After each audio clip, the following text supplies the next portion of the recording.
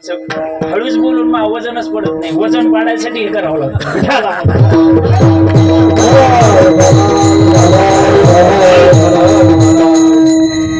वैकुंठवासी दत्तात्रय वामनराव काकडे यांच्या प्रथम पुण्यस्मरणाच्या निमित्ताचं औचित्य साधून आज आपण सर्वजण या ठिकाणी एकत्रित जमलेलो आहोत. वैकुंठवासी दत्तात्रय काकडे या पितृचरणाचा वियोग होऊन वर्ष पूर्ण होत आहेत. त्यांच्या पश्चात त्यांचे बंधू वासाहेब काकडे, त्यांचे 2 मुलं आहेत, भगवानराव काकडे आणि विष्णू काकडे, आणि पत्नी आहेत द्रौपदाबाई काकडे. संबंध त्यांचा परिवार, त्यांचे चिरंजीव आदरणीय भगवानरावजी काकडे आणि विष्णू काकडे या 2 चिरंजीवांनी मला हे सेवेचं निमंत्रण दिलेलं आहे. तुमच्या सर्वांच्या समोर मी आज उपस्थित आहे. आपल्या पितृचरणाच्या प्रति कृतज्ञता व्यक्त करण्याचा हा एक सोहळा आहे. खऱ्या अर्थानं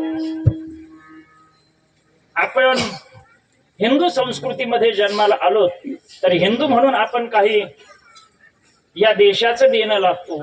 हिंदू म्हणून आपण आपल्या काही परिवाराचं देणं लागतोय का रे? हिंदू म्हणून आपण आपल्या देवाचं, धर्माचं, या देशाचं, सगळ्याचं काहीतरी ऋण आहे आपल्यावर. आपली संस्कृती कृतज्ञ संस्कृती आहे. कृतज्ञता व्यक्त करण्याचा हा सोहळा आहे. आणि म्हणून हे वर्ष श्राद्धाचं निमित्त त्यांच्या 2 मुलांनी, त्यांच्या पत्नी आणि त्यांचे भाऊ, एकंदरीत संबंध परिवाराने हा वर्ष श्राद्धाचा कार्यक्रम या ठिकाणी आयोजित केलेला आहे. आता तुमच्या सगळ्याच्या मनात शंका आहे, महाराज वर्ष श्राद्ध करणं ठीक आहे, पण आमच्या काही वाचण्यात आलं नाही वर्ष श्राद्धाला कीर्तन करावं लागतं. हे काय महाराज लोकांचे पोट भरण्यासाठी करायचंय? महाराज लोकांचा धंदा चांगला जोमात चालावा म्हणून करायचं? कशा करता करायचा? हा खर्च कशा करता? हा मंडप द्यायचा कशा करता? हे लोक एवढ्या लांबून जमा होतात, बिचारे खूप दिवसांनी भेटतात, त्यांच्या गप्पा चुकवण्याकरता महत्वाच्या चर्चा होतात. इतक्या दिवसांनी भेटल्यानंतर हे सगळं शांत बसायचं, उभं कीर्तन ऐकायचं, कीर्तन करायचं, महाराजाच्या समोर बसायचं, त्यांनी 2 तास बडबड करायची, पाकिट घेऊन आमच्या खिशाला चुना लावून निघून जायचं. याच्याकरता कीर्तन आहे का? कशा करता करायचं कीर्तन? तर ऐका मायबाप, हे आपल्या पश्चात आपल्या घरातली एखादी व्यक्ती गेली आणि त्या व्यक्तीच्या पश्चात जर आपण काही भगवत चिंतन केलं, हरी कीर्तन केलं, तर ज्ञानोबा म्हणतात भजनी मंडळ, त्याला वैकुंठाची वाट सोपी होते. पूर्वजा वैकुंठ मार्ग सोपा, पूर्वजा वैकुंठ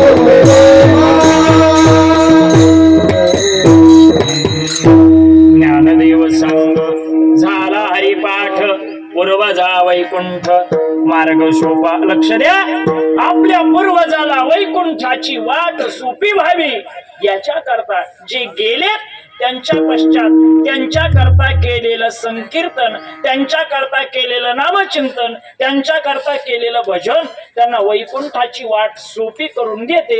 म्हणून हरी कीर्तनाचं नियोजन या परिवाराने केलेलं आहे.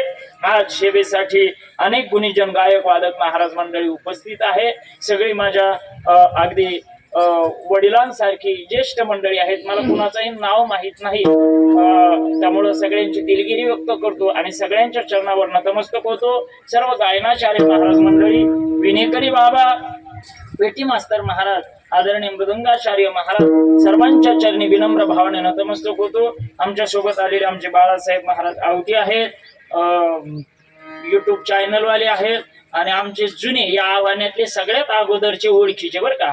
संजू भाऊ तुमच्या पण अगोदरचे, कारण तुमचा पोरगा आमच्याकडे शिकायला येण्याच्या अगोदर आम्ही यांना मांडपाय सुपारी दिली होती. आमचे देवा, आमच्याकडं त्यांचा मंडप या भागामध्ये चांगली सिस्टीम त्यांची प्रसिद्ध आहे.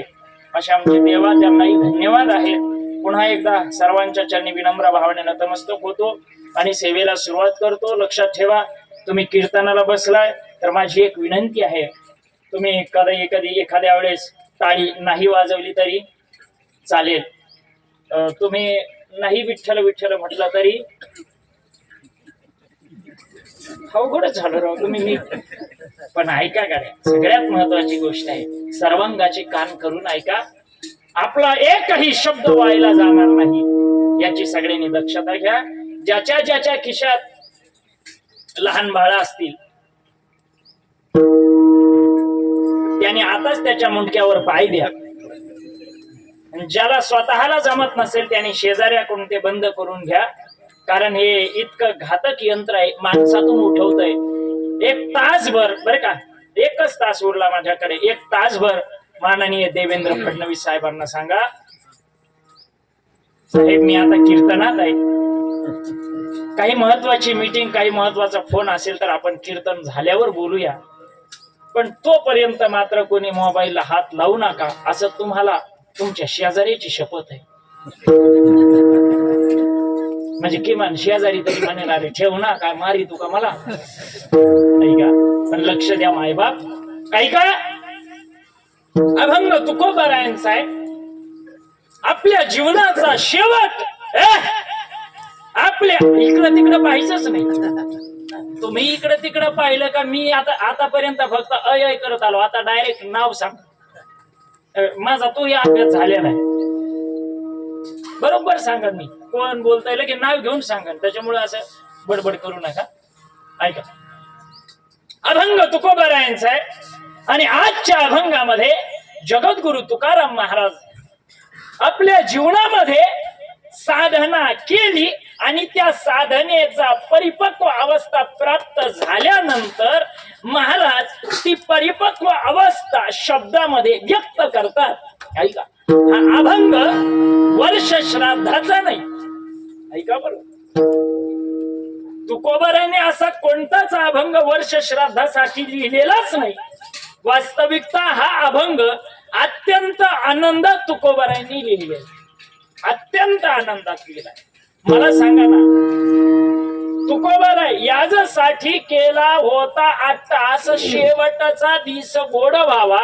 तुकोबारायांचा शेवटचा दिवस कसा झाला? प्रयाण काळी देवी विमान पाठविले, कैच्या काळा माझी निळा म्हणे देवे सकळ संता तोषविले.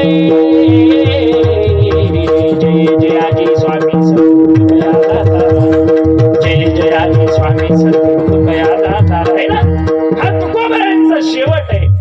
अजूनही महाराज बाकीकडे बोलतात, शेवट तो भला माझा बहु गोड झाला. ऐका, हा तुकोबारायांच्या दृष्टीनं आहे, पण आपल्या दृष्टीनं शेवट गोड कसा, आपला शेवट गोड कसा होईल. अभंग तुकोबारायांनी त्यांच्या आनंदासाठी लिहिला, पण आपल्याला आपल्या दृष्टीनं वर्ष श्राद्धाच्या निमित्ताने चिंतन करायचंय. ऐका, लक्ष द्या, माणूस आपण हिंदू आहोत, हे सगळ्यात महत्वाची गोष्ट आहे. कोण आहोत आपण? असं पुढे या, असं इकडे असं, आपण हिंदू आहोत आणि हिंदू असणं तुमच्या माझ्यासाठी अत्यंत महत्वाची, अत्यंत विलक्षण, अत्यंत चांगली गोष्ट आहे. ऐका ना, आणि म्हणून हिंदू म्हणून जन्माला आल्यानंतर हिंदू संस्कृतीप्रमाणे वागणं हे अत्यंत महत्वाचं आहे, अत्यंत महत्वाचं आहे. देवाने जे खायचं सांगितलं ते खावं, जसं वागायचं सांगितलं तसं वागावं. जसं राहायचं सांगितलं तसं राहावं. बाकीच्या धर्मात आणि आपल्या धर्मात खूप जमीन आसमानचा बदल आहे दादा. म्हणून आपण आपल्या धर्माप्रमाणे आचरण करावं. ऐका, आपल्या धर्माप्रमाणे, ऐका, आपल्या संस्कृतीप्रमाणे आपलं आचरण असावं. मग आपला धर्म, आपली संस्कृती आपल्याला काय सांगते महाराज? माणूस जन्माला येण्याच्या अगोदर पासून त्याच्यावर संस्कार केले जातात. काय केले जातात? संस्कार. कुणावर? माणसावर. कधीपासून बाबा? नाही हो, जन्माला येण्याच्या अगोदर पासून म्हणलो. त्याच्यामुळे म्हटलं लक्ष देऊ नाही का, शब्द ना शब्द लक्ष देऊ नाही का. ही महाराज लोकांची जात म्हणजे चाभरी जात, कारण यांचं सगळं पोट शब्दावर चालतंय. ऐका, जन्माला येण्याच्या अगोदर पासून मृदंगाचार्य महाराज या देहावर संस्कार केले जातात, है ना. हा धर्म आहे आपला, आपलं शास्त्र आहे. आपल्या गर्भाधान संस्कार पहिला केला जातो जीवावर. कोणता हो? बोला बोला. गर्भाधान संस्कार, कुसमन संस्कार, जन्म संस्कार, उपनयन संस्कार, असे अंत्य संस्कारापर्यंत संस्कार या देहावर केल्या जातात. पेटी मास्तर बरोबर आहे. असे एकूण आपल्या धर्मामध्ये 16 संस्कार आहेत. किती आहेत? 16 संस्कार आहे. बघा, पोरग गर्भात असल्यापासून त्याच्यावर संस्कार आहे. गर्भाधान संस्कार आई बापानी, त्यातले 15 संस्कार आहेत ना महाराज. 16 संस्कारातले 15 संस्कार हे आई बापानी मुलावर करायचे. ऐका, किती संस्कार बोललो मी? 15 संस्कार. कोणी कुणावर? आई बापाने मुलावर. आणि 16वा संस्कार मुलाने, बोला ना, आई बापावर करायचा असतो. एकूण मिळून असे 16 संस्कार आहेत. आणि ऐका, पहिले 15 संस्कार जर तुम्ही तुमच्या संततीवर योग्यरित्या केले तर तुमचा 16वा संस्कार चांगला झाल्याशिवाय राहत नाही. विठ्ठला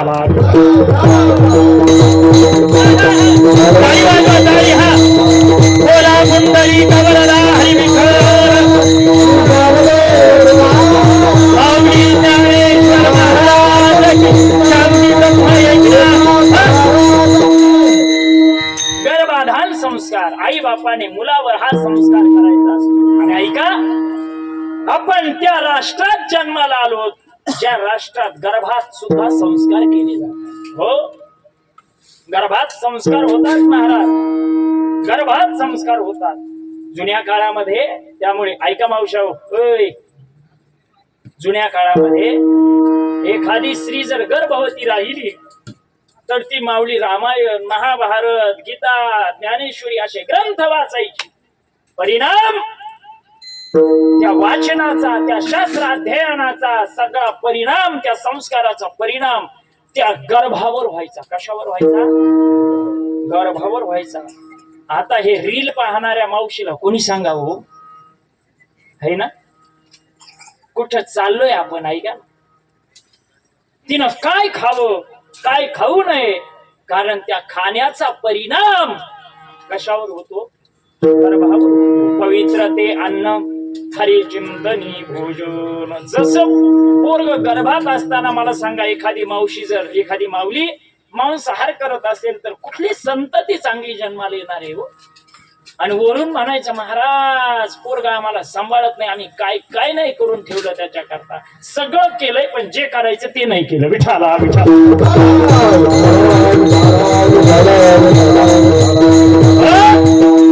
म्हणून संस्कार देणं अत्यंत गरजेची गोष्ट आहे.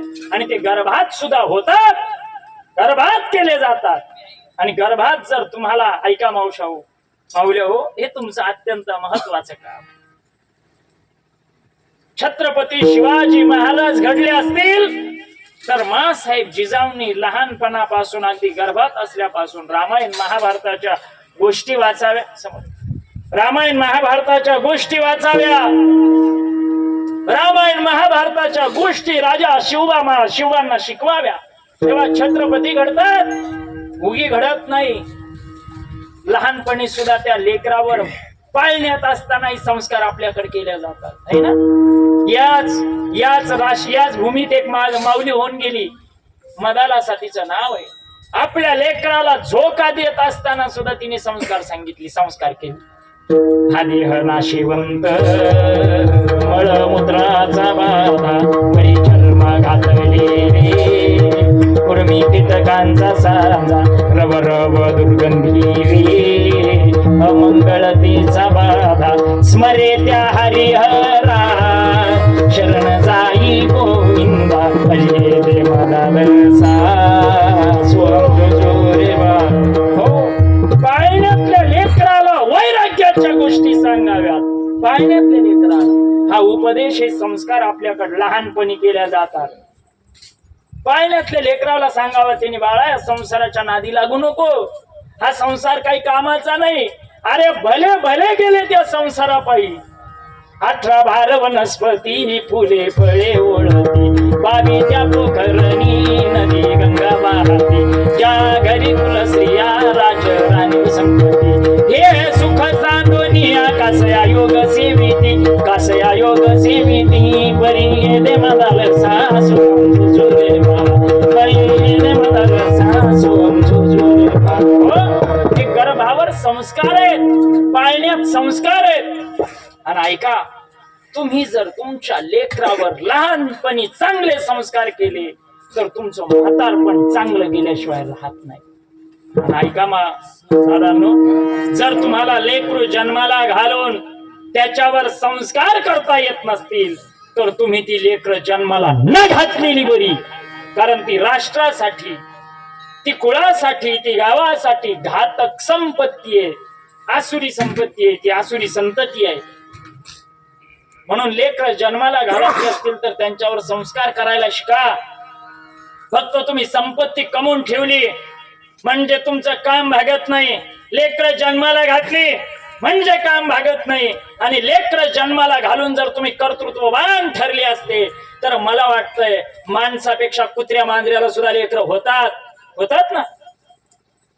शब्द माझे कडू आहेत थोडे, पण त्याच्या पुढे बोलू. आपल्याला किती महाराज, हम दो तो हमारे दो, एक एक कुत्रीला 6-6 पिलं होतात एका रंगाची. पोरग जन्माला घातली म्हणजे तुम्ही कर्तृत्ववान ठरत नाही. अरे जन्माला घातलेल्या पोरावर संस्कार केला तेव्हा तुमचं श्रेष्ठत्व सिद्ध होत आहे. विठाला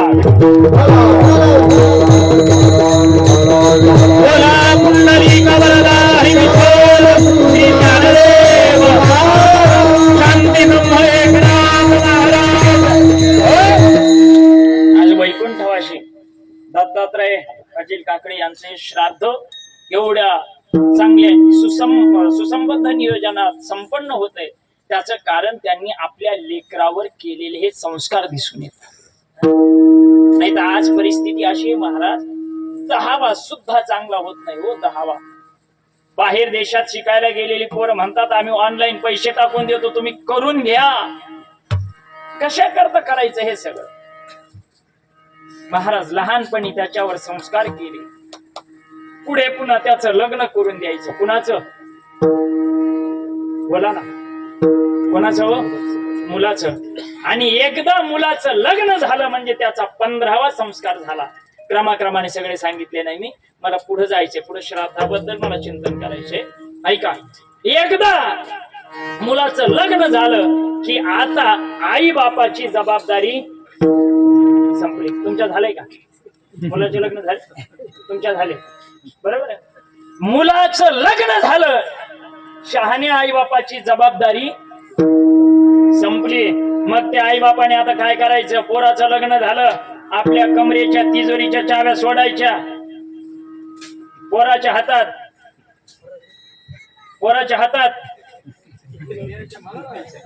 अहो ते द्यायच्या सुद्धा म्हणणार, द्यायला तर तयारच नाहीत, पण द्यायच्या आहेत असं सुद्धा म्हणे ना. काय कमाल आहे राव, माणसाला प्रपंच असा सुटतच नाही.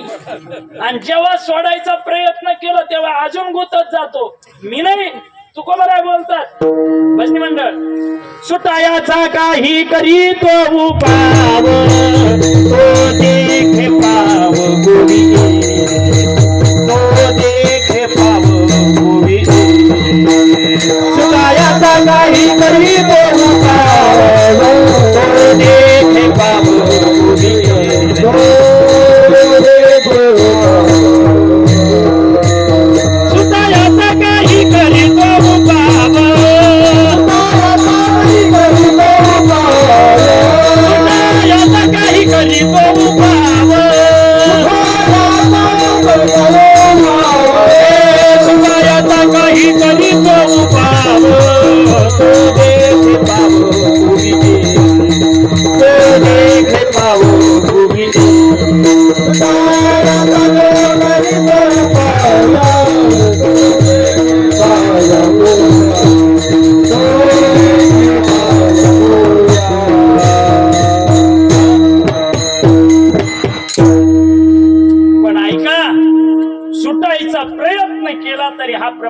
सुटत नाही. माझ्याकडे आता दृष्टांत आहे, पण मी दृष्टांत देऊन तुमचा वेळ घेणार नाही.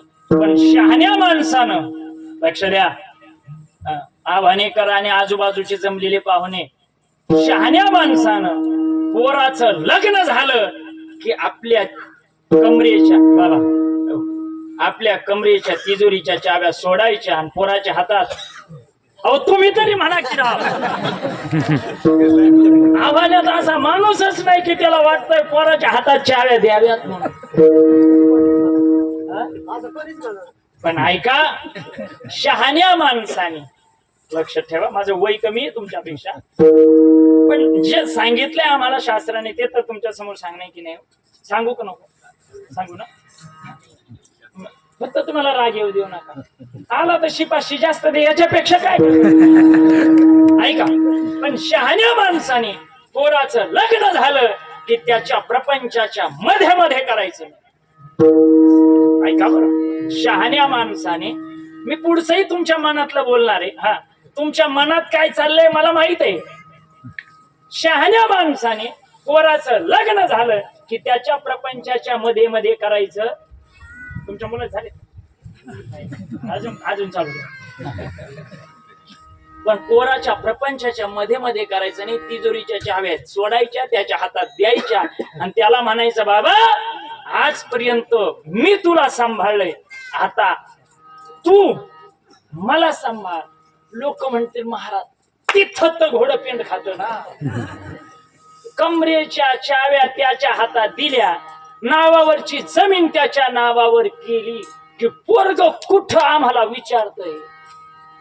पोरग तुम्हाला विचारत नाही, त्याचं कारण एकच आहे, लहान वयात तुम्ही त्याच्यावर चांगले संस्कार केले नाही. विठाला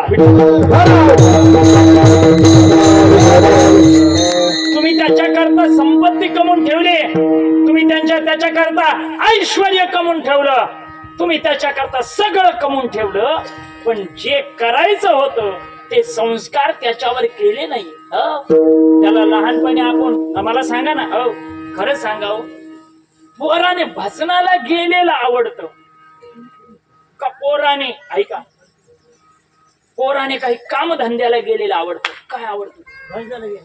तुम्हाला नक्की तुमचे मुलं भजनीत? वा, टाळी वाजवा यांना, जोरात वाजवा. तुमच्या हाताला मीटर आहेत का? सगळे सगळे मागचे तुम्ही चिरंजीव त्यांचे, मग तुम्ही टाळ घेऊन उभा नाही राहिले. टोपी होती की राव, कोणाची तरी भेटली घ्या ना, त्यांचीच घ्या ना. वा वा, घ्या घ्या घ्या घ्या घ्या, द्या टोपी, द्या द्या. असं मी बऱ्याच जणांना टोप्या घालायची कामं करतो. ऐका,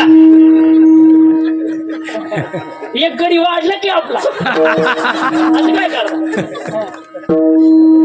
उगा भजनी मंडळीला पैसे द्यायचं काम पडायची गरज पडणार. तुम्ही माझ्यासारखा बुवा आणला ना, अजून 4-2 सहज सापडीन मी, 4-2. पण एवढे जर यांच्यात सापडवले तर आपलं कशावर भागायचं, हे महत्वाचं. ऐका, पण खरं सांगा, लौकिकता काय?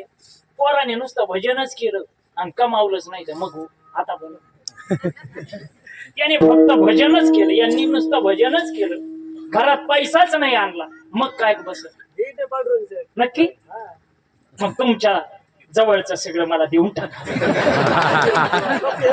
आता म्हणे काहीच राहिलं नाही ना, आता काय देऊ?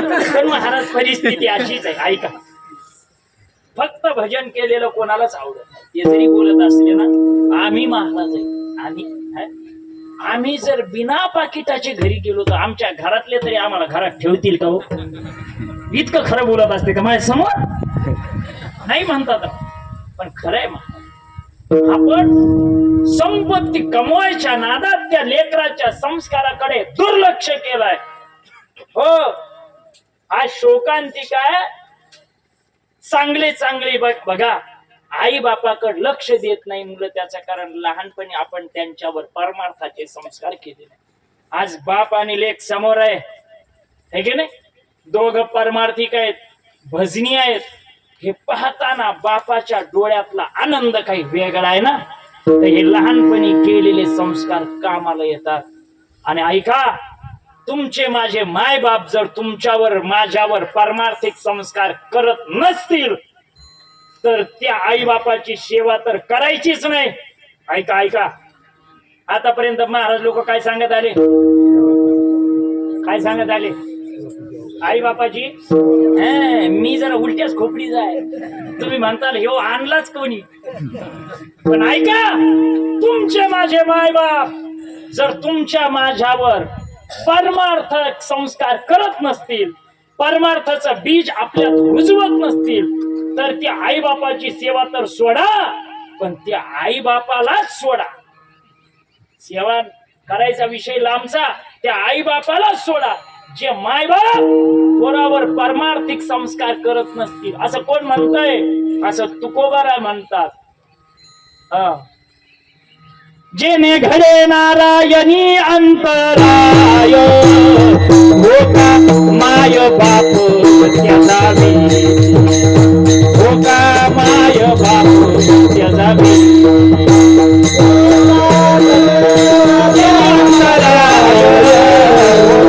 माय बाप त्याचा बी, होका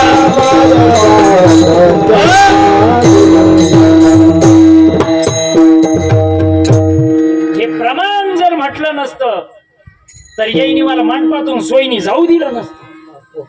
पण मी काही बोललोय का? हे कोण बोललंय?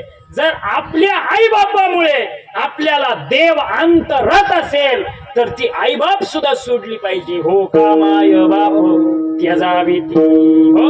म्हणून आपल्या लेकरावर परमार्थिक संस्कार करा आणि मग त्याच्या हातात तिजोरीच्या चाव्या द्या.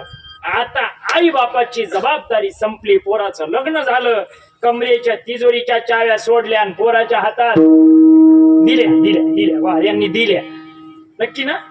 100% दिल्या. आणि मग आता देवाच्या समोर उभा राहायचं आणि देवालयाच्या समोर उभं राहून हात जोडायचे, म्हणायचं पांडुरंगा बरवे झाले आजीवरी,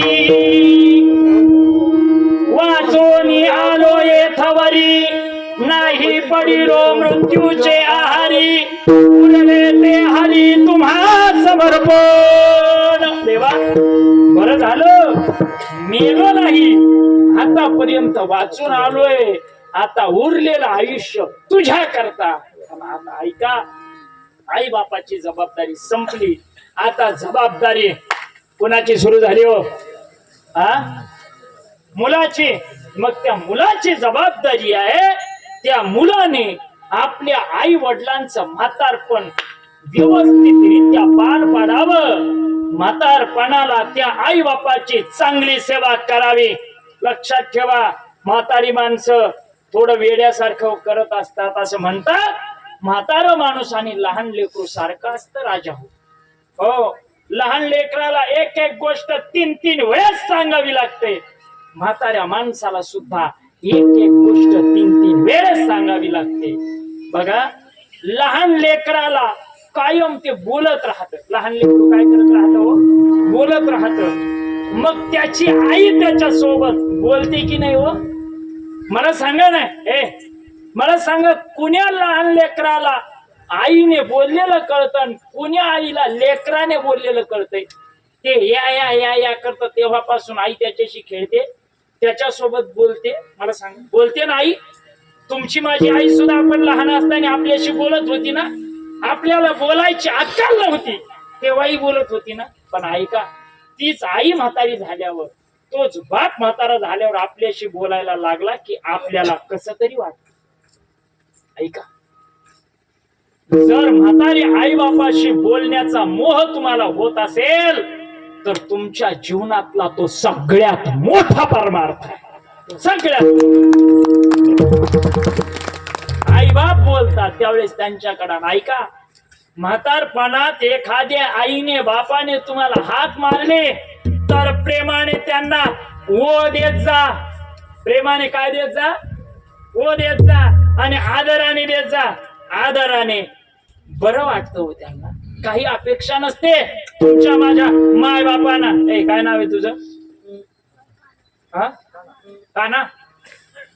आता मी जर कान्हाला आवाज दिला तर मला काय, आता मी तुला आवाज देईन, तुम्हाला ओ द्यायची. काय द्यायची? कान्हा. हो म्हणतो तू. हो नाही बाळा, जी म्हणायचं. आणि हे जी म्हणायचं सांगणं याला संस्कार लावणं म्हणतात. विठाला म्हातारपणात एखाद्या म्हाताऱ्या आईने बापाने जर हाक मारली तर प्रेमाने त्यांना ओ देत जा. ऐका, आणि त्यांना जर ओ देत नसाल तर तुमच्यासारखे पापी कोणी नाही. मग माता माऊली पाचारिता शब्द नाही तिला मागुता, वहिरा झालो नरदेही येत एका जनार्दनी स्मरेल. आई बाबाने हाक मारली ओ देत जा. लेकर बोलत असतात, कळत नाही तरी आई त्यांच्याशी बोलते. म्हातारी माणसं बोलत असतात, कामाचं नसलं तरी ऐकत चाला, होकार देत चाला. तुम्हाला माहित आहे हे केल्याने चांगलं होणार नाही, तुम्ही तुमच्या पद्धतीने करा, पण त्यांच्या बोलण्याचा अनादर करू नका. महाराज, म्हातारपणात आई बापाला जीव लावणं हेच महत्वाचं आहे. गेल्यावर वर्ष श्राद्ध पुण्य स्मरण 10 13 गुलाबजामुन श्रीखंड आम्रखंड याच्यावर नाही तुमचा परमार्थ, याच्यावर नाही लायकी ठरत तुमची. अरे गेल्यावर तर चांगलं वैर्यालाही म्हणतो माणूस. पण जोपर्यंत तुमची माझी माय बाप जिवंत आहे तोपर्यंत त्यांच्याशी सौजन्याने वागा. जाती पाहिल्यात आम्ही अशा सुद्धा. आई बाप जिवंत माय बाप केवळ काशी तेने नदावे तीर्थाशी, तेने नदावे तीर्थाशी, तेने नदावे तीर्थाशी. माय बाप केवळ काशी तेने नदावे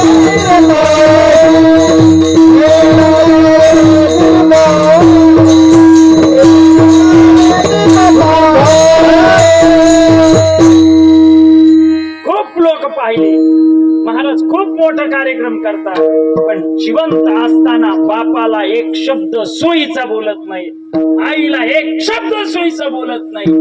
काय करायचंय त्याचं? मला वाटतंय गेल्यानंतर हे करणं जसं महत्वाचं आहे तसं मायबाप असताना त्यांची सेवा करणं, त्यांच्या मार्गावर चालणं, त्यांनी दिलेला परमार्थ करणं हेही महत्वाचं आहे. म्हणून तुमच्या माझ्या आई वडिलाचं म्हातारपण कसं गेलं पाहिजे?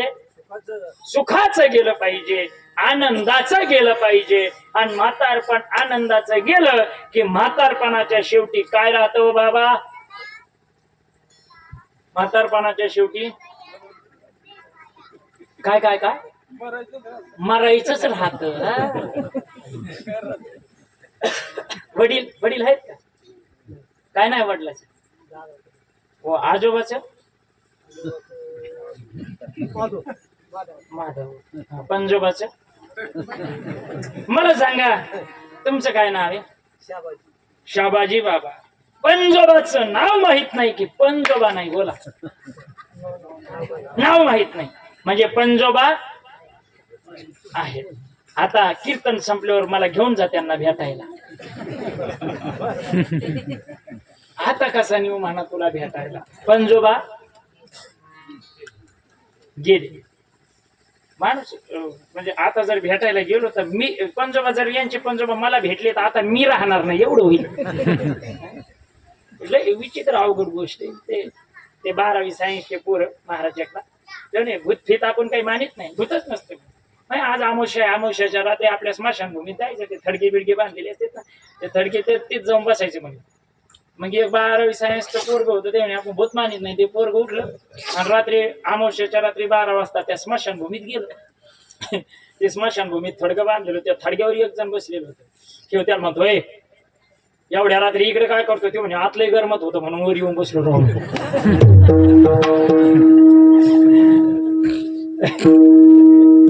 आपण माना अगर ना माना, पण शास्त्राने एक भूत युनी मानलेली.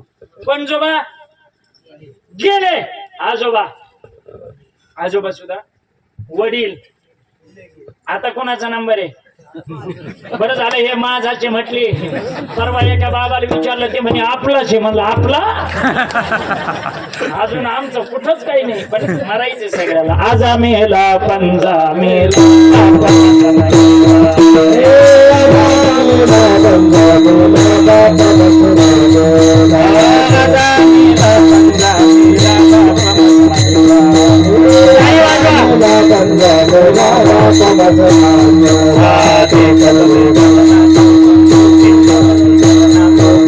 तो येतायचा झाला, तो येतायचा झाला.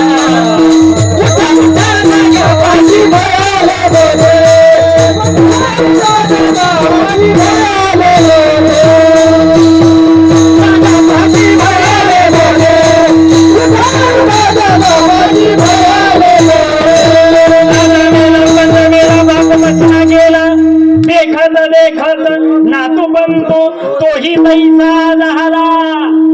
सगळे मेले आणि आपल्याला सुद्धा मरायचंय, आपल्याला सुद्धा मरायचंय. पण मरत असताना माणूस सहजासहजी मरत नाही हो. माणूस सहजासहजी मरत नाही. जसं इथं नीट मरत नाही ना, तसं मारतानाही नीट मरत नाही. त्याचं नाव माणूस. पहा तुम्ही, तो गावात सत्ता असला तरी नीट मरत नाही. वर्गणी मागणारे आले मग तर अजिबात नीट मरत नाही. आणि बास कोणाच्या मुलीचं लग्न न जमणार जमाव मग तर नीट मरतच नाही. म्हणजे माणसं इथं नीट मरत नाही, तसं मरताना सुद्धा नीट मरत नाही. कारण माणसाला मरावं वाटत नाही. कोणाला मरावं वाटतंय हो? कोणाला मरावं वाटतंय का? आगा मरा हा बोलन नसाहती, मेली ही वरी रडती. म्हणे माणूस मरत नाही. यमदूत त्याचे प्राण सोडत नाही. माणूस यमदूत त्याचे प्राण असे खेचून बाहेर काढतात. कसे काढतात? ओढून बाहेर काढिता, कुडी प्राणा बाहेर सोडिता नाही. त्या यमाशी करुणा बाहेर काढिता, कुडी प्राणा. एवढंच महत्वाचं आहे. ऐक, बाहेर ते प्राणाशी खेचून काढतात, वाढतात. कसे वाढतात माहिती? कसे वाढतात?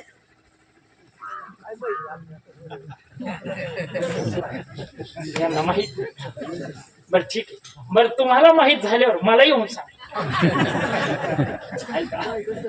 ऐका, हे आपल्याला माहित होत नाही.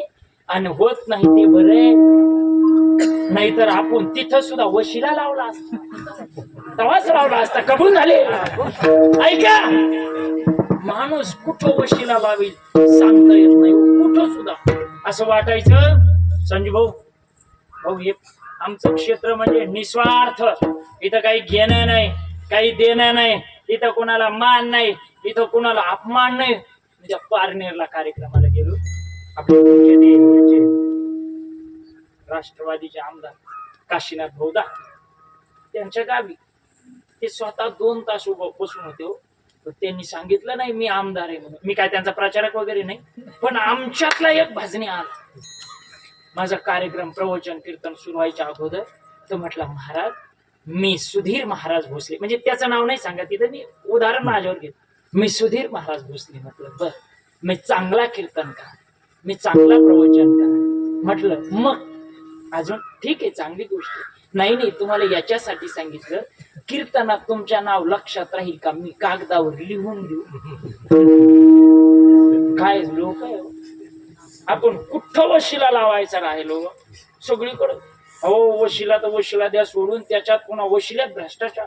मी तर आता माग ऐकलं म्हणे लाडक्या बहिणीचे पैसे माणसाने घेतले. अरे दादा, लोक कुठंच सोडत नाहीत हो. खरं सांगा, इथं विचार केला ना तर त्याच्यामुळं आपण असा दळभद्री प्राणी माणूस. मी जरा क्षमा मागून बोलतो. मला सांगा, आपण देवाच्या गणतीत सुद्धा नाहीत ना. आपण देवाच्या गिनतीत नाहीच. देव आपल्याकडे डोकून सुद्धा पाहत नाही. कारण देव 2च माणसा करता जन्माला येतो, एक तर भक्ता करता किंवा वैर्या करता, है ना. घेऊन या चक्र गदा हाची धंदा करीतो, भक्ता राखे पायापाशी आणि दुर्जनाशी. मग याच्यात आपला नंबर कुठे?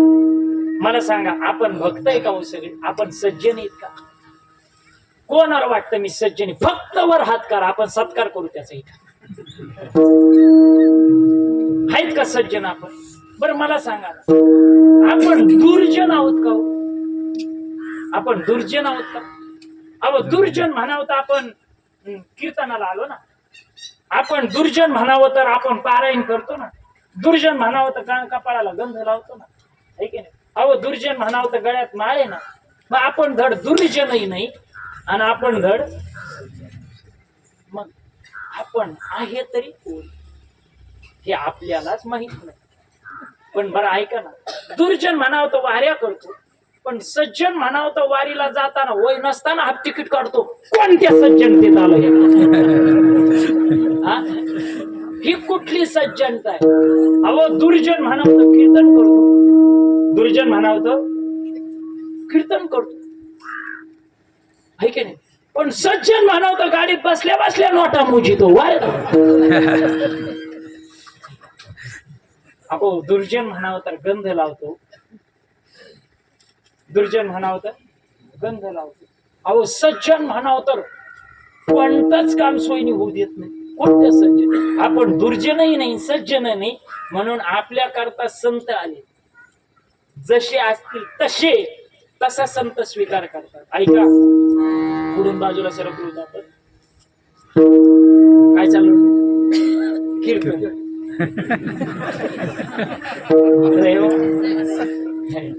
बरं झालं इथे भेटली, ते म्हणतात आपण वर जाणार. हा, ते गेले तर जाते, पण मी तर नक्कीच जाणार नाही. इतक्या लोकांना लुटिल्यावर कसं जायचं? ऐका, आपलं म्हातारपण माणूस प्राण सोडित नाही, सोडित नाही. इथून बाजूला गेलो तर प्राण न सोडल्यामुळे प्राण ओढून काढतात. माणूस मरत नाही सहजासहजी, मरा वाटत नाही. आगा मरा हा बोलणं साथी ओळी पाहिली ना, आमचे गुरुजी सांगायचे माणूस मरणापासून किती लांब राहतो. म्हणे जुन्या काळात असं समजल्या जायचं, एखाद्या गल्लीत एखादं कुत्र भेसूरवाणी वर तोंड करून इवळलं तर त्या गल्लीतलं कुणीतरी मरणार. ज्या गल्लीत कुत्रा त्या गल्लीतलं कुणीतरी मरणार, म्हणजे कुत्र्याला यम दिसत. मग तसं जर कुत्र इवळायला लागलं, एखाद्या गल्लीत एखादं म्हातारा असलं, पार त्याला काठी घेऊन चालता येत नाही, अशा म्हाताऱ्याच्या कानावर जर त्या कुत्र्याचा आवाज पडला तर काठी घेऊन चालता न येणार म्हातार काठी घेऊन अशी वर करून त्याच्या माग पळत सुटतो. कशा करता? न जाणू आपला नंबर लागला तर मग काय करायचं? मरव वाटत नाही, माणूस प्राण सोडत नाही. म्हणून ऐका, तो प्राण जाताना त्या जीवाला यातना होतात, आणि त्या यातना होऊ नये असं वाटत असेल तर त्या पोराचं कर्तव्य आहे. काय कर्तव्य आहे माहितीये का? त्या पोराने आपल्या वडिलाचं किंवा आईचं शरीर मरण अवस्थेत असताना, शेवटच्या घटिका आपले आई वडील मोजत असताना त्या पोराचं कर्तव्य आहे, त्या पोराने आपल्या आईचं वडिलाचं शरीर हे गायीच्या शेणाने सारलेल्या जागेवरती, पलंगावर बाजेवर न ठेवता गायीच्या शेणाने सारलेल्या जागेवरती त्या आईचं किंवा वडिलाचं शरीर ठेवावं. तरीही प्राण जाण्याकरता त्रास होत असेल तर त्या पोराने आपल्या आईच्या किंवा वडिलाच्या मुखामध्ये तुळशीचं पान घालावं. तरीही प्राण जाण्याकरता त्रास होत असेल तर त्या पोराने आपल्या आईच्या किंवा वडिलाच्या मुखामध्ये गंगेचं पाणी टाकावं. आणि तरीही प्राण जाण्याकरता त्रास होत असेल तर त्या पोराने एखादा विद्वान ब्राह्मण बोलून किंवा स्वतःला येत असेल तर स्वतः विष्णू सहस्रनामाचा पाठ करावा किंवा तिथं भगवंताचं नामचिंतन करावं. का करावं? तर अंतकाळाच्या टायमाला त्याच्या जवळ परमात्म्याचं चिंतन केल्यानंतर त्याची संसाराच्या बंधनातून मुक्तता होते. व काय ते यस्य स्मरण मात्रेन जन्म संसार बंधनात विमुच्यते नमस्तस्मै विष्णवे प्रभ विष्णवे. पण ऐका, आपण मरत असताना आपल्या उशाजवळ बसून आपल्या पोरानं परमात्म्याचं चिंतन करावं, असे पहिल्यांदा त्या पोरावर आपण संस्कार करावे. विठ्ठला विठ्ठल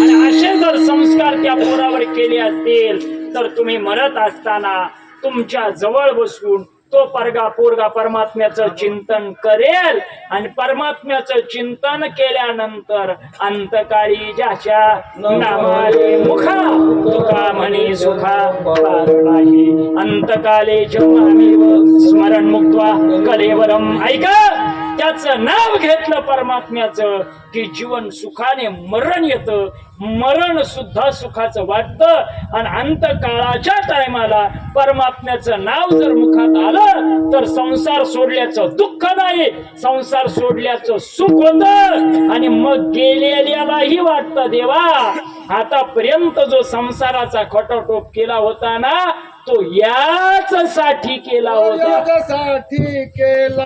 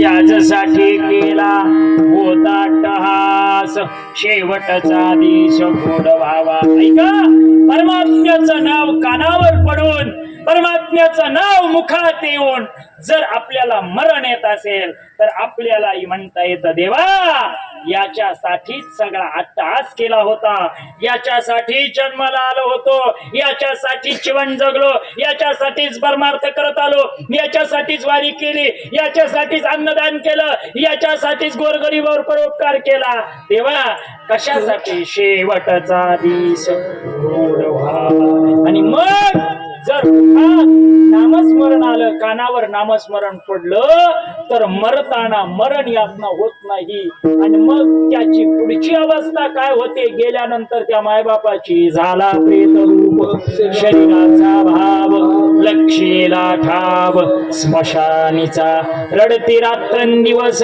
काम क्रोध माया म्हणते अमृतम हाय हाय मग त्याची पुढची गती सुरू होते मग त्याला ऐका ना पुन्हा पोराचं कर्तव्य याच्यावर संपलं नाही पोराची पुढची जबाबदारी आहे आपली आई किंवा वडील गेल्यानंतर त्यांच्या उशाजवळ दिवा लावून ठेवावा म्हणे काय लावून ठेवावा दिवा आणि तो दिवा दक्षिण दिशेकडे तोंड करून असावा दक्षिण हिची का हीच आहे ना या दिशेकडे तोंड करून तो दिवा 13 दिवस ठेवावा बाकीच्या दिव्याचे तोंड कुणीकडे असू द्या पण प्रेताच्या संबंधाने लावलेला दिवा त्याचं तोंड दक्षिणेकडे असावं कारण ती प्रेताची दिशा आहे का ती यमलोकाची दिशा आहे तिकडे तोंड करून ठेवावा ठीक आहे याच्या पुढे ज्यावेळेस त्याला त्याची अंत्यविधी करायची असते महाराज त्या दिवशी काही पिंड त्या पोराने दान करायचे असतात काही पिंड द्यायची असतात ऐका एक पिंड जिथं जीव गेला तिथं द्यायचा असतो एक पिंड दरवाज्यात द्यायचा असतो एक पिंड आंघोळीच्या जागी द्यायचा असतो एक पिंड विसाव्याच्या जागी ठेवायचा असतो आणि एक पिंड जिथं पेटवायचं तिथं ठेवायचा असतो किती पिंड झाले हो 6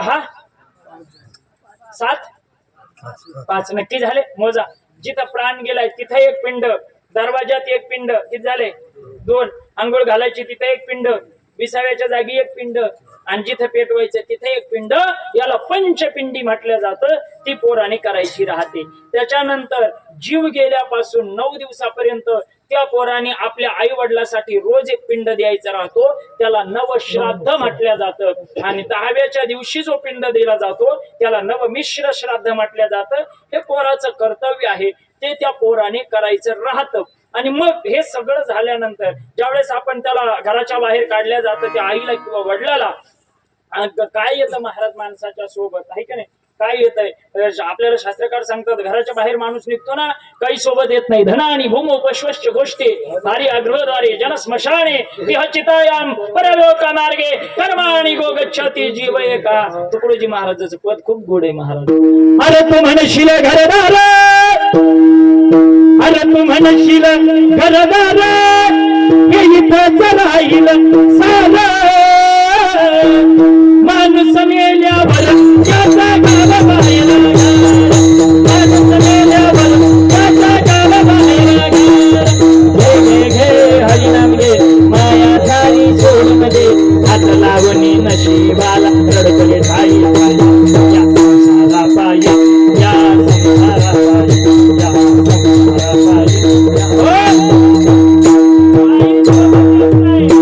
काही सोबत येत नाही महाराज, काहीच नाही.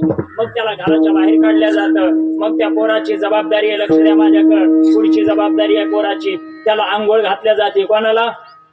भोसले महाराजा नाही, कोणाला कोणाला बोला. जो गेलाय त्याला तर आंघोळ घातल्यानंतर त्याला कपडे घातले जातात आणि मग त्या तिरीवर झोपवलं जातं. कोणाला? जो गेलाय त्याला त्याला त्या तिरडीवर झोपवलं महाराज की त्याच्या कमरेला एक उपप्रावरण बांधावं. ही पोराची जबाबदारी बरं का. उपप्रावरण म्हणजे असं उपारणं. आता आपण ते उपारणं कमरेला बांधत नाही महाराज. आपण ते माणूस मेला का वर टाकायला पांढरं कापड असतो ना, त्यातली चिरुकी फाडीतून ती कमरेला खोशीतो. लोक पुढे शॉर्टकट आणते आणि त्याचा काही नियमच राहिला नाही, ऐका ना. ते उपप्रावरण घ्यायचं, कमरेला बांधायचं आणि त्याच्यात 7 प्रकारची कच्ची धान्य बांधायची. किती प्रकारची? 7 प्रकारची. आणि ज्या मग 7 प्रकारची कच्ची धान्य बांधल्यानंतर मग ती तिरडी बांधायची. आता तिरडी कशी बांधायची हे सांगायला माझ्याकडे वेळ नाही आणि मी सांगत सुद्धा नाही, कारण तुम्ही मला कीर्तनाच्या ऐवजी बांधायला नाही बोलाव काही दिवसांनी. ऐका. आणि मग ते तिरडीवर त्याला बांधलं की मग 4 जणांच्या खांद्यावर त्याला घेतलं जातं. त्याचा मुलगा पुढे चालतो, ऐका ना.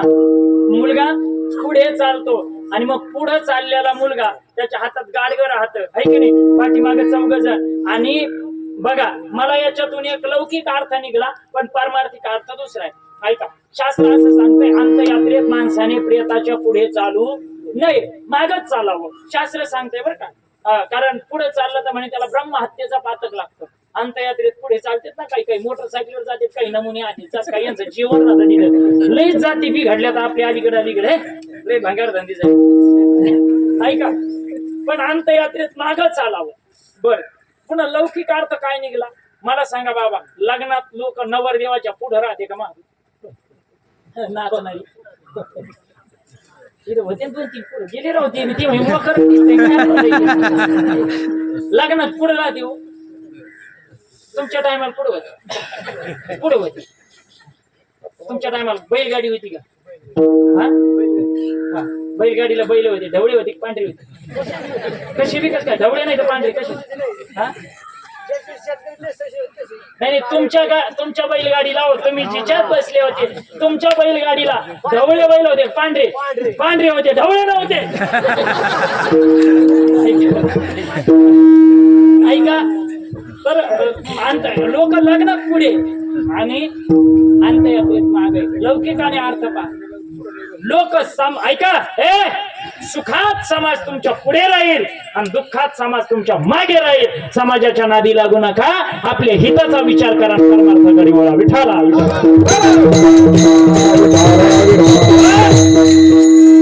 हा काय सांगत होतो तुम्ही. मग त्याला बांधल्या जातं, ते तिरडी बांधल्या जाते, खांद्यावर घेतलं जातं, पुढे चालतात आणि मग ते मध्ये टेकावल्या जातं. आपल्याकडे काय म्हणतात त्याला? विसावा.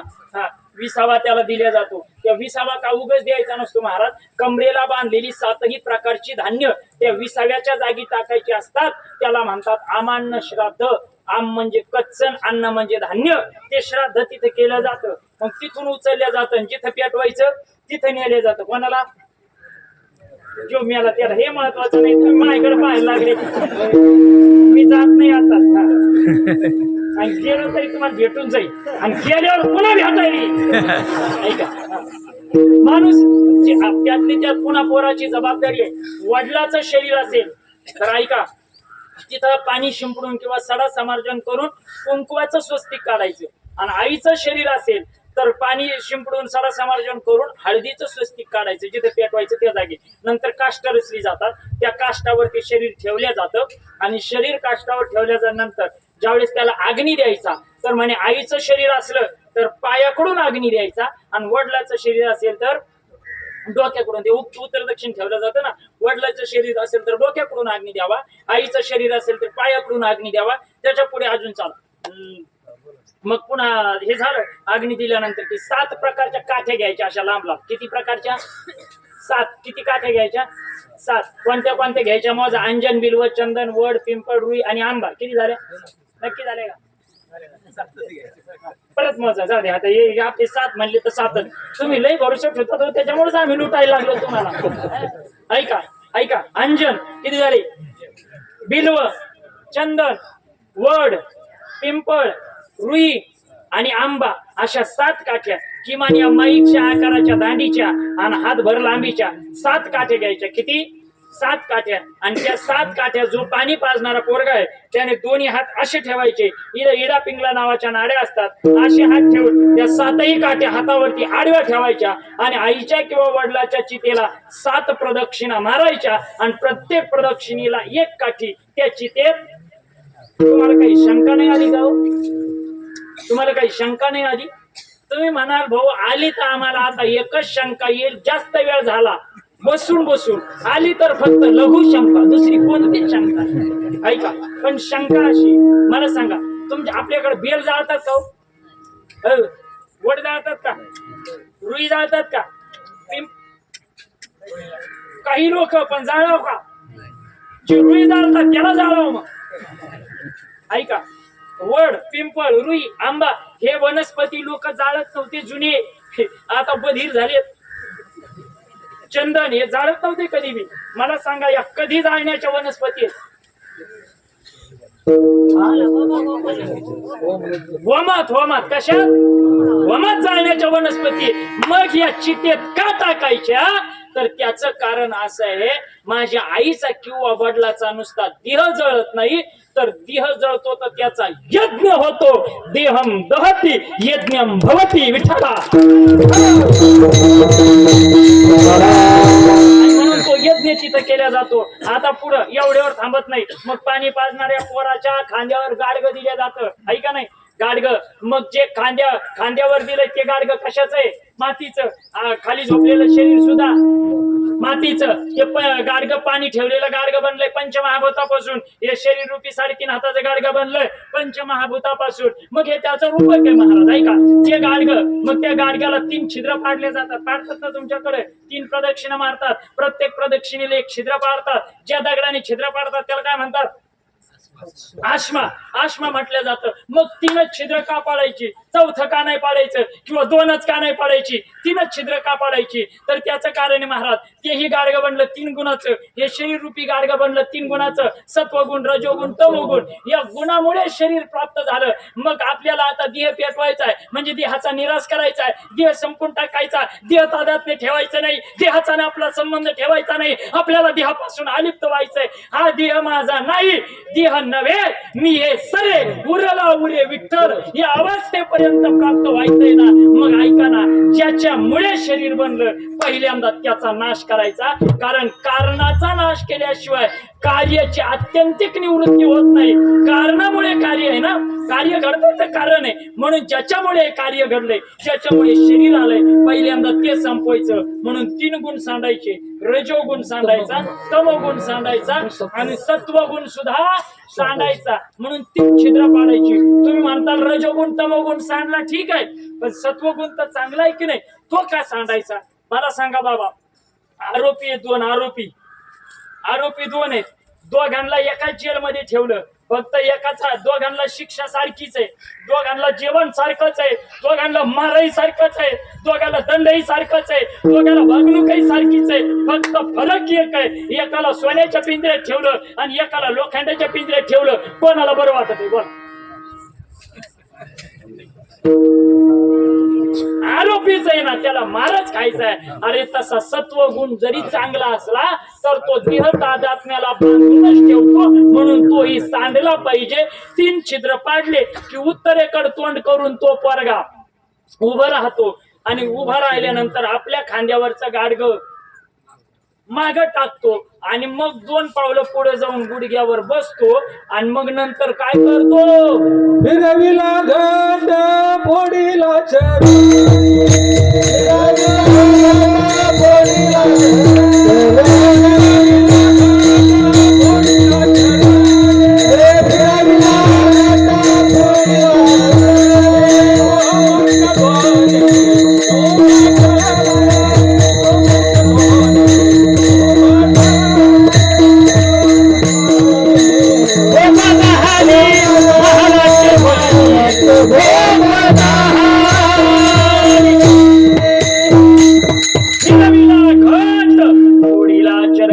महावाक्य ध्वनी बोंब झाले. आता आपण तिथं बोंबलतो. काय बोंबलतो? आपण समजा आपल्या घरात कोणी गेलं तर शेजारचं सांगत असतो भाऊ बोंबा मार, मग भाऊ करतो हो बाबा अरे कशाला. महावाक्य ध्वनी बोंब झाली, हे महत्वाचं आहे. काय सांगताय महावाक्य सुद्धा सांगताय बाबा तत्वम असी, तू सुद्धा तेच आहेस. तो ज्या अवस्थेला गेलाय तू सुद्धा तेच आहे. म्हणजे कोण आहे तर सर्वम खलमिदम ब्रह्म, हे सगळं देवच आहे. अहम ब्रह्मास्मी, तू ही देवच आहे, तुझं मज नाही भेद, केला सहज विनोद. या महावाक्याची बोंब आहे. माघ आलक अन्न वैश्राद्ध आहे सगळे. नंतर 3ऱ्या दिवशी एक केलं जातं, त्याला काय म्हणतात? सावडणी. रक्षा, तसा तो शब्द आहे रक्षा सावरणी, त्याचा अपभ्रंश झाला सावडणी. आणि मग ते सावडण्याचं मग आपले लोक म्हणायला लागले चला सावडायला. आणि मग ते सावडायला जाता जाता आता जुने लोक ते राखात पैसे टाकी. अजून तुमच्याकडे किती पैसे राखेत सावडायला आले पैसे टाकी ना. मी एका म्हातारीला विचारलं, मला आज ते राखात पैसे कम टाकी दे ते म्हणे भाऊ त्याला वर जाताना खर्ची लागती ना वारे जाणार. चिंता होता त्याच्या बिड्याची काळजी नव्हती कोणाला ना, आता वरच्या खर्चीची काळजी होय. ऐका, त्याचा अर्थ तसा नाही. जुन्या काळातली नाणी होती ती तांब्याची होती आणि तांबा हा धातू पाण्याला शुद्ध करतो. आपण राग गंगेत टाकली का पाणी अशुद्ध होतं, तांब धातू पाण्याला शुद्ध करतो म्हणून ती तांब्याची नाणी टाकली जायची. 3ऱ्या दिवसापासून दशक्रिया विधीच्या आदल्या दिवसापर्यंतचा जो 7 दिवसाचा कालावधी आहे, त्या 7 दिवसामध्ये गरुड पुराणाचं किंवा श्रीमद भागवताचं चिंतन करावं. गरुड पुराणामध्ये गरुडाने परमात्म्याला प्रियतेच्या संबंधाने काही प्रश्न विचारले, त्या परमात्म्याने त्या प्रश्नाची उत्तर दिली. शेवट सांगितलं गरुडा या ग्रंथाचं चिंतन मनन श्रवण जो कोणी करेल जो करवेल त्याची सगळ्याची प्रियतेतून मुक्तता होईल, म्हणून त्याचं चिंतन करावं. किंवा श्रीमद भागवताचं चिंतन त्या 7 दिवसात पोराने आपल्या आई बापासाठी करावं. असं जर चिंतन त्या 7 दिवसात केलं तर काय होतं, जसं त्या धुंदुकारीची श्रीमद भागवताच्या चिंतनाने पिशाच योनीतून मुक्तता झाली तशी आपल्या वाडवडिलांची होती. म्हणून भागवताचं चिंतन 7 दिवसात करावं. पुढचा विधी आहे 10व्याचा, एवढं सांगितलं. आणि मी महा सुद्धा शेवट म्हणजे तसा नाही, कीर्तन संपून घेतो असं. हा ऐका, 10व्याचा विधी. आता 10व्याचा विधी करत असताना महाराज 10व्याला जे पिंडदान केलं जातं त्या पिंडावर कोण्या बोटाने पाणी टाकावं? आपल्याकडे प्रत्येक बोटाला किंमत आहे महाराज. आपल्याकडे प्रत्येक बोटाला, या बोटाने पितरांना तर्पण करावं, या बोटाने पितरांना गंध लावावा, या बोटाने कोणाला गंध? स्वतःला, या बोटाने देवाला. आणि हे बोट कशा करताय? लघुशंका. काय राव तुमच्या ध्यानात दुसरं काही येतं की नाही? जास्त अर्जंट आहे का? जाऊन या बोल, मी कीर्तन सोडणार नाही. हो, या बोट लक्षात नाही येत बाबा, हे बोट लक्षात नाही राहिले. हा कशाला? अहो तेवढंच करावं, मी दुसरं सांगायलोय ना. अहो हे बोट याच्या करताय लग्नामध्ये ज्या वेळेस सप्तपदी केल्या जाते कोण्या बोटात अडकून केल्या जाते करंगळी. हा अशी सगळी बोट श्रीमंत आहेत, लक्षात ठेवीचा. आणि आपला आणखी अशा प्रकारे गांजा फुकून लग्नाला बसायचं आणि काय देणार ते कोणा लक्षात ठेव. आपलं फक्त डिजेन फिजेन याच्यावरच आहे. काही संस्कार असतात त्याच्याकडे पाहायचा नाही का. आणि मग असं त्या ह्या बोटाने तर्पण केल्या जातं पिंडावर. ज्या पिंडावर तर्पण केलं जातं तो पिंड कशाचा राहतो? भाताचा. मदर इंडिया तांदूळ असतो काय, मग कोणता राहतो? कोकणाचा. अरे मग इतकं कमावता कशाला? असं आम्ही तुम्हाला सांगून आम्ही सुद्धा बरंच कमवलंय. आमचे महाराज लोक सांगते ब्रह्म सत्य जगन मिथ्या जीव ब्रह्मैव न पराहा. हे ब्रह्म हे जगत ब्रह्म स्वरूप आहे, जीव खोटा आहे, इथं सगळा संसार खोटा आहे, हे सगळं मायाजाळ आहे. असं मायाजाळ सांगून तुमचं सगळं मायाजाळ आमच्या घरात घुसलंय. ऐका ना, हे सगळं मायाजाळ आहे, पण हे फक्त लोकाला सांगायला आहे, स्वतःला करायला का नाही? त्याचं कारण ते मायाजाळ आहे. तुम्हाला सुधरून देत नाही तसं आम्हालाही सुधरून देत नाही. ऐका, आम्ही काय हातीच्या कानातून पडलो का? चला पुढे. मग ते पांढऱ्या भाताचा पिंड केला जातो. महाराज असे पांढराच भात का, खिचडी भात का नाही, त्याच्यात बटाटे का नाही, कोथिंबीर का नाही, अजून काय राहतं, सोयाबीन का नाही, वाटाणा का नाही, मटकी का नाही? बोला ना मला. का मी काय स्वयंपाकी आचारी का? सांगा की तुम्ही. तुम्ही करताच ना घरी? नाही करत. बरोबर ठीक. ऐका, मग हे सगळं का नाही तर त्याचं कारण आहे पांढरं हे थांबण्याचं प्रतीक आहे. युद्धात पांढरा झेंडा आला की युद्ध थांबवायचं. ऐका, युद्धात पांढरा झेंडा आला की युद्ध थांबवायचं. राजा दशरथाच्या कानाजवळचा एक केस पांढरा झाला, त्याने राज्य सोडून दिलं. कोणी? किती केस पांढरा झाल्यावर? आपण लय बेकारी महाराज, लय बिलिंदर आपण काय. अहो ते पांढऱ्यावर लगेच का उपाय आणला, त्याला पॉलिश करायला लागला. बरं नाही करा भाऊ तर करावं काय, माझ्या सुद्धा झाले हो. हा ऐका ना, ऐका. मग युद्धात पांढरा झेंडा आला की युद्ध थांबवायचं. केस पांढरे झाले की प्रपंच थांबवायचा. जेवणात पांढरा भात आला का जेवण थांबायचं. कैले हवरट जाते. हो किती खायला येऊ द्या म्हणते नुसतं. हा येऊ द्या. पण तसं नाही, पांढरा भात आला काही समजावं शहाण्या माणसाने चपात्या संपल्यात आपलं आवडतं घ्यावं. तसं पांढरे थांबण्याचं प्रतीक आहे, थांबण्याचं प्रतीक आहे. पांढरा भात थांबवला पाहिजे बरं का. म्हणून त्या पांढऱ्या भाताचा पिंड त्याच्यावर तर्पण अंगठ्याने केलं जातं बरं का. त्या अंगठ्याला पुन्हा पिंडाला नंतर कावळा शिवण्याची प्रथा आहे की नाही. तर कावळा का शिवल्या जातो नंतर कधीतरी सांगल, कारण ही कथा भावार्थ रामायणामध्ये नाथ महाराजांनी रेखाटलेली. त्याच्यात माझा वेळ जाईल. तो कावळा जर पूर्वेकडून आला आणि जर शिवला तर म्हणे ते पितर स्वर्गाला जातात. पश्चिमेकडून आला आणि शिवला तर पितर वैकुंठाला जातात. उत्तरेकडून आला आणि शिवला तर पितर कैलास लोकाला जातात. दक्षिणेकडून आला आणि शिवला तर म्हणे पितर यम लोकाला जातात. आणि असा वरून गिरट्या घालत आला मग जर तो कावळा पिंडाला शिवला तर ते पितर पिशाच योनीला जातात. म्हणून तो कावळा शिवण्याची आपल्याकडे प्रथा आहे. का शिवल्या जातो आणि त्याला रामप्रभूचं वरदान आहे. रामप्रभूच्या वरदानाने तो शिवतो. त्याच्यानंतर पुढे 11वा 12वा 13वा महिने श्राद्ध हे सगळं जर पोराने आई बापाचं केलं तर ते पितर तृप्त होतात. तुका म्हणे पितृ आशीर्वाद देतील, कल्याण इच्छितील त्यांचे सदा. आणि हे जर नाही केलं तर आहा कथा त्याची. कलिती पितर वंशी दुराचार पुत्र झाला. आणि म्हणून हे सगळं करावं. सगळे विधी योग्य पद्धतीने त्या पोराने श्रद्धेने केले तर ते पितर निश्चिंत होतात. दुसरं चरण याजसाठी आता चिंती पावला विसावा. आता चिंती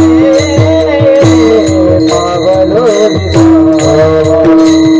आता चिंती पावला विसावा. आता चिंती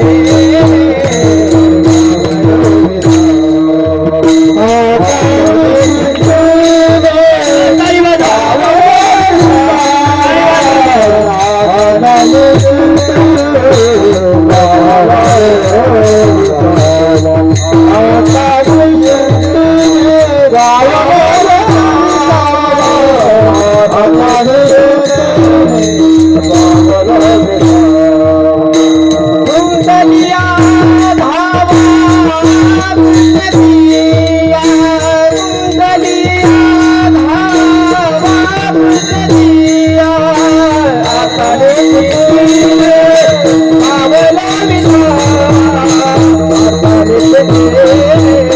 पावलो विसावा हाताने दिले पावलो विसावा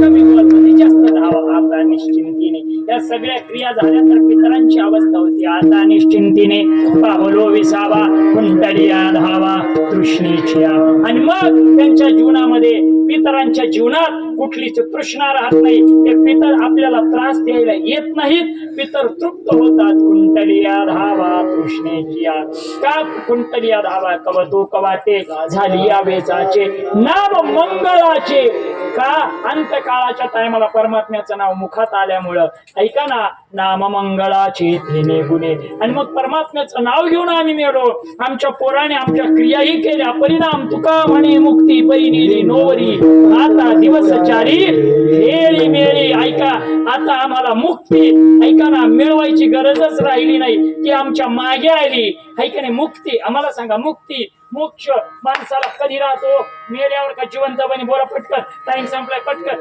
तुमच्याशिवाय कोण नाही मला जीवाचं पटकन सांगा सांगा पटकन सांगता तुम्ही सांगा बाबा काका माणसाला मुक्ती मोक्ष मुक्ती नाही म्हणत मी मुक्ती मुक्ती मेल्यावर राहते की जिवंतपणे बोला ना हा मेल्यावर अहो मोक्ष मुक्ती मेल्यावर नसते जिवंतपणीच मोक्ष असतो कसा असतो मोक्ष वैकुंठवाशी वैराग्य मूर्ती श्री गुरु विठ्ठल महाराज घोडे मोक्ष मोक्ष कशाला म्हणतात मुक्ती कशाला म्हणतात याचं उत्तर देताना म्हणायचे बुवा माणसाच्या जीवनातल्या ऐका माणसाच्या जीवनातल्या ऐका ना अपेक्षा शिल्लक राहाव्या आणि आयुष्य संपावं याला मरण म्हणतात ऐका माणसाच्या जीवनातल्या अपेक्षा शिल्लक राहाव्या आणि आयुष्य संपावं याला मरण म्हणतात आणि माणसाच्या जीवनातलं ऐका ना आयुष्य शिल्लक राहावं आणि इच्छा संपाव्या याला मोक्ष म्हणतात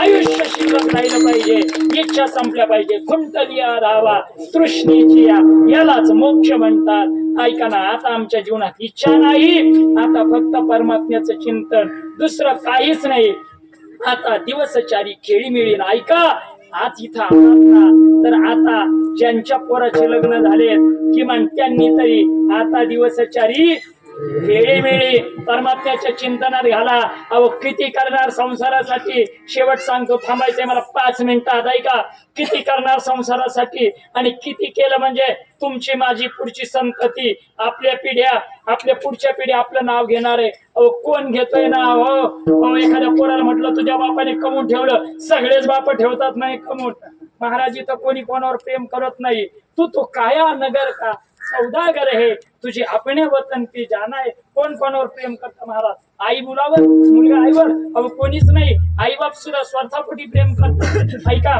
बहीण भाऊ सुद्धा कोणीच नाही मित्र परिवार हे सगळे सगळे सगळे स्वार्थापोटी प्रेम करतात निस्वार्थ प्रेम फक्त संत करतात मला सांगा ना निस्वार्थ प्रेम कोणाचं आहे अहो सख्खे 2 जुळे भाऊ असू द्या 2 सख्खे जुळे भाऊ एका आईच्या पोटात 9 महिने 9 दिवस राहिले असे भाऊ सुद्धा एकमेकावर प्रेम करत नाही जुळे खोटं बोलतो मी खोटं बोलतो का खरंय ना आतबा काय नाव भाऊ तुझं हा का ना मला सांग 2 सख्खे भाऊ कधी वाहिली निघते रे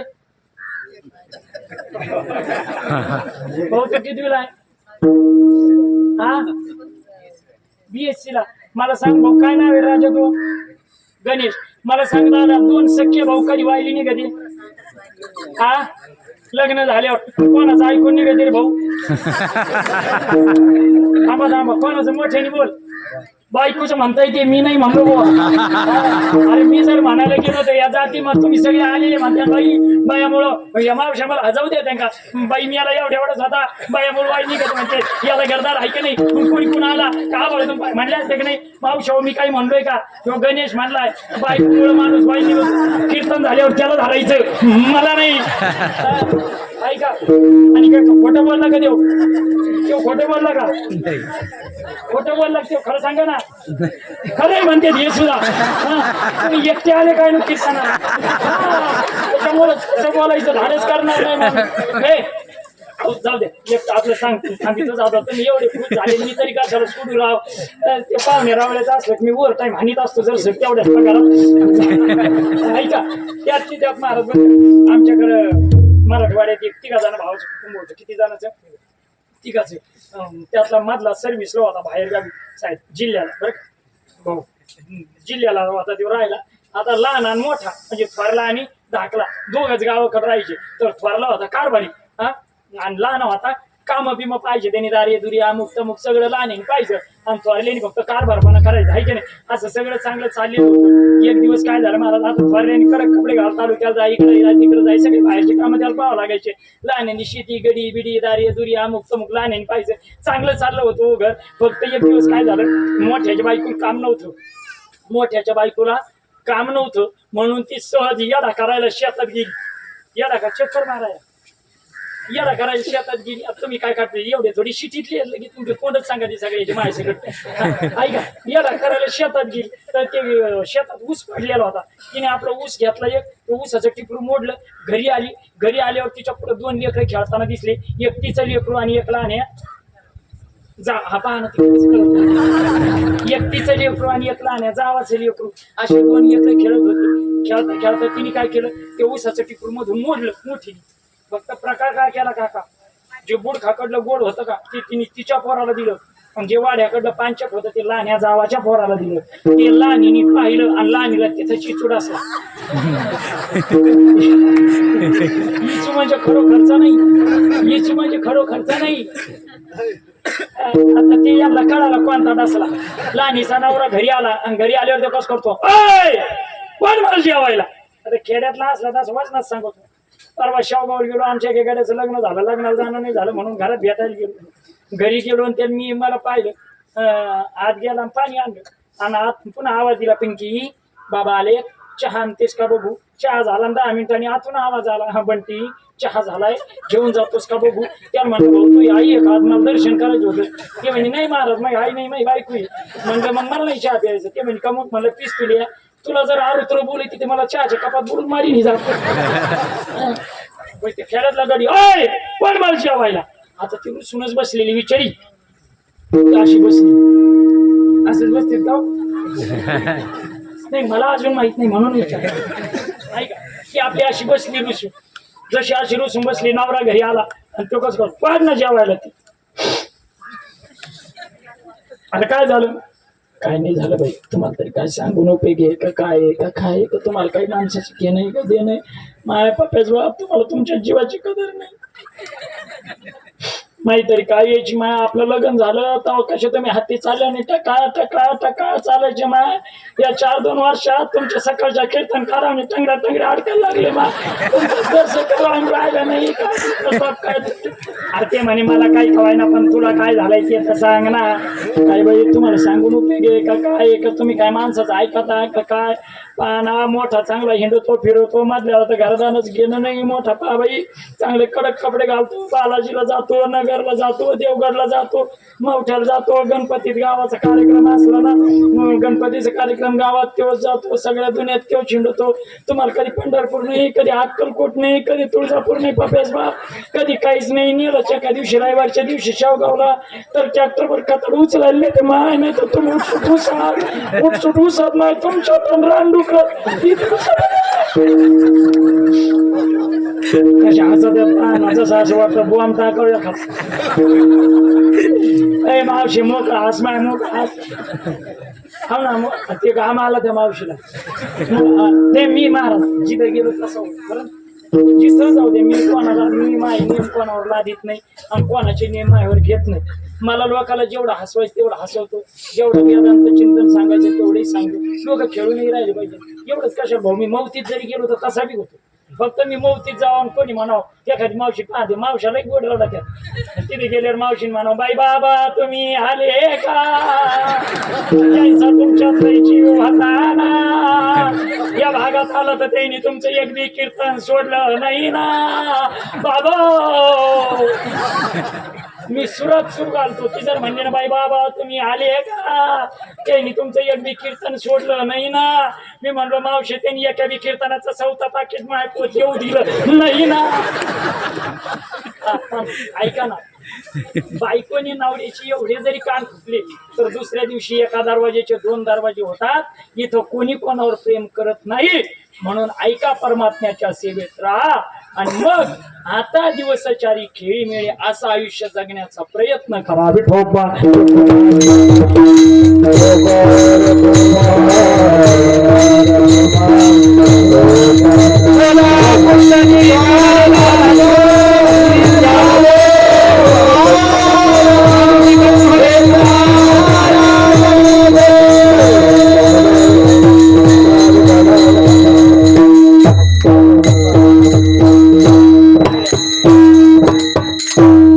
वैकुंठवासी दत्तात्रय वामनराव काकडे या पितृचरणाच्या प्रथम वर्ष श्राद्धाच्या निमित्ताने त्यांचे बंधू बाबासाहेब काकडे, त्यांचे चिरंजीव भगवानराव दत्तात्रय काकडे, विष्णू दत्तात्रय काकडे आणि त्यांच्या पत्नी द्रौपदाबाई दत्तात्रय काकडे, संबंध काकडे परिवार आज आपल्या पितृचरणाच्या वियोगात दुःखित आहे. माणूस आहे तोपर्यंत आपल्याला त्याची किंमत कळत नाही. राजा हो, घरातलं म्हातारा माणूस म्हणजे घराचा आधार राहत.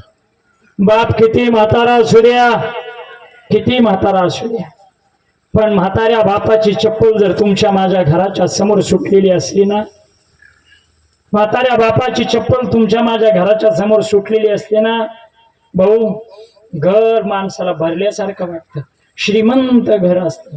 कारण आयुष्यभर तुम्ही किती मोठं काम करा, तुमच्या विजयाचा आनंद सगळ्यात जास्त एकाच व्यक्तीला होतो. त्या व्यक्तीचं नाव आहे बाप. तुकोबाराय म्हणतात, बाप करी जोडी लेकोराची ओढी आपुली कुरबंदी बाळ. ऐका, बाप पोरासाठी जोडतो. कधी बापाने महाराज चिंता करू दिली नाही पोराला. पोरगा चिंतेत दिसला तर बाप म्हणतोय, पोरा अरे काय झालं बाबा, कर्ज झालंय हो खूप, अरे काय चिंता करतो पोरा, पहाडासारखा बाप आहे तुझ्या पाठीशी उभा, एखादं एकर विकावं लागलं तर परत कमावता येईल पोरा. पण ऐका, खचू नको रे, अरे माझ्या काळीच आहे माझं, तू माझा जीव आहे, माझा प्राण आहे. बाप बाप राहतो महाराज. उभे आयुष्यात तुमच्या पाठीमागं बापच राहतो.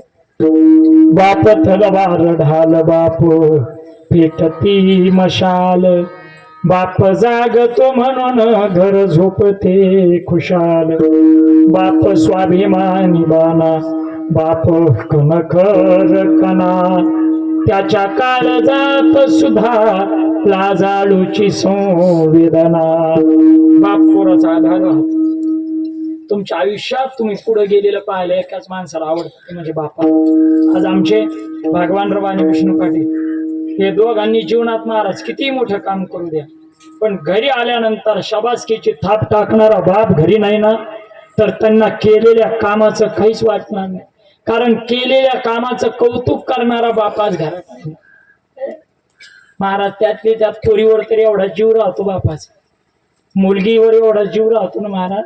बाप मेला तर त्याची मयत, ऐका ना, त्याची मयत तेव्हाच गाजते जेव्हा मयतीला पोरगी येते ना, तेव्हा.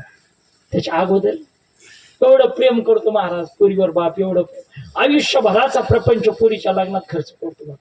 आयुष्यभराचा प्रपंच सगळं लग्न ठरवतो ना महाराज, कर्जबाजारी होतो, मागे हटत नाही. पोरगी वाटे लावत असताना महाराज सगळेजण रडतात, एकट्या बापाला रडता येत नाही. तो स्वयंपाकावाला पाहतो, तो मंडपवाला पाहतो, तो माईक सिस्टीमवाला पाहतो, तो भजनी पाहतो, कोणाचं देणं घेणं पाहतो, किराणा बँडवाले माईकवाले सगळे बाजावाले सगळ्यांना 1-1 रुपया मिटवतो आणि सगळ्याच्या गळ्यात पडून पोरगी रडते. सगळे रडतात. बापाच्या गळ्यात पडून पोरगी रडली, बाप नाही रडत महाराज. त्या पोरीला वाटतं माझा बाप काय निधाड्या काळजाचा आहे, काय निबार काळजाचा बाप आहे. अहो एकुलते एक पोरगी आहे मी त्याची, मला वाटी लावताना बाप रडला नाही. लक्षात ठेवता येईल, बाप रडला नाही असं नाही, बापा एवढं कोणी रडलं नाही, फक्त दुसरं कोणी पाहिलं. सगळी पोरगी सासरी जाते ना, तिला शांत करतो, सगळे मग्न होतात महाराजाच्या त्याच्या काम.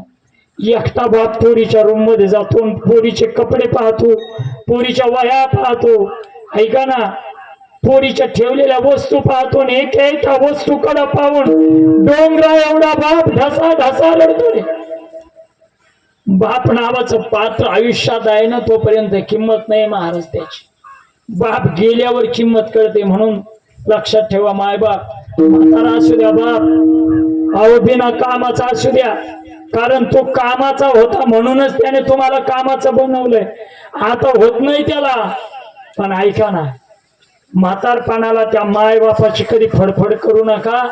आणि या दोनही भावांना माझी विनंती आहे, जशी बापाची सेवा केली ना तशी आता माई एकटी उरली, एकटी माय उरली. तिला तिच्या भावना कोणाजवळ सांगता येत नाही. दोन सुना आहेत त्यांना, दोन लेक आहे.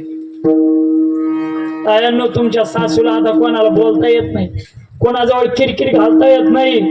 या दोन भावांना माहिती आहे, आईला कुणाच्या समोर बोलता येणार नाही, कारण ज्याच्या समोर बोलायचंय तो आता सोडून गेला. वडील नाहीत, आई आहे. म्हणून वैकुंठवासी दत्तात्रय पाटलांना आपल्या पित्याला तीच श्रद्धांजली आहे. कोणती? आज या मातोश्री आहेत ना द्रौपदाबाई, जोपर्यंत आई घरात आहे तोपर्यंत आपल्यामुळे त्या आईच्या डोळ्यात कधीच पाणी येणार नाही. ही वडिलांसाठी सगळ्यात मोठी श्रद्धांजली आहे. आणि ईश्वर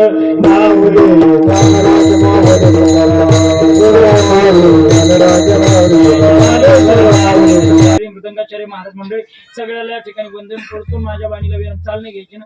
सगळ्याला पुन्हा आलेले पाहुणे मंडळी कोणी असतील ते श्रद्धांजली पर बोलतील. 1-2 मिनिटं बसा. काय लय पळून पळून तरी कुठं पळायचंय, बसायचं जर जीवाला आराम घ्यायचा.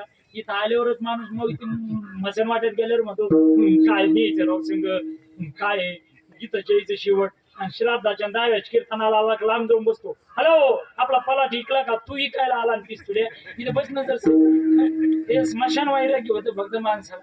पण ऐका, कोणी बोलणार असेल त्यांचं नियोजन ठरलेलं असतं. एवढा मोठा कार्यक्रम केलाय म्हणून कोणी उठू नका. जे उठल कार्यक्रम संपायच्या आत, सूचना व्हायच्या आत समजायचे चप्पल हाणायला उठलं. त्याच्यामुळे कोणी उठायचं नाही. आणि इथून उठलं ना कीर्तनातून माणूस आयुष्यातून उठतं. म्हणून असं नियमाच्या व्यतिरिक्त उठू नका. बरोबर असेल ते परमपूज्य गुरुवर वेदांताचार्य डॉक्टर श्री नारायण महाराज जाधव देवाची, परमपूज्य गुरुवर वेदांताचार्य बद्रीनाथ महाराज नवर श्री क्षेत्र पैठण त्यांच्या समोर बसून श्रवण केलेलं तुमच्या समोर मांडण्याचा प्रयत्न केला तरी विनंती प्रति अधिक ते सर ते करून घ्यावे. तुम्हाला विनवितो असे बरोबर असेल गुरु महाराजांचं समजून सेवन करा. चुकीचं असेल बालकाच्या बुद्धीचे दोष समजून माय पिताचं अंतःकरण करून तुमचाच लेकरू म्हणून सर्वांनी क्षमा करा. ज्याला 4 असतील त्याने मला 5वं समजा, ज्याला 3 असतील त्याने मला 4थं समजा, ज्याला 2 असतील त्याने मला 3रं समजा, ज्याला 1 असेल त्याने मला 2रं समजा, ज्याला कुणी नसेल त्याने मला दत्तक घ्या. तुमच्या नावची इस्टेट नाही नावची करून द्या. राग मात्र मानू नका. 1 मिनिट वर हात करायचा सगळ्यांनी. 1 मिनिट सगळे. ही श्रद्धांजली आहे वैकुंठवासी दत्तात्रय रावांना. सगळ्यांनी केले का? मागचे तुम्ही पाकिस्तानीत का? मावशा तुम्ही सुद्धा हा. आणि तोंडाने म्हणायचं सगळ्यांनी, ज्याला त्याला ज्याची त्याची शपथ. तुकाराम तुकाराम तुकाराम तुकाराम तुकाराम भानुदास एकना. तुकाराम तुकाराम भानुदास एकना. तुकाराम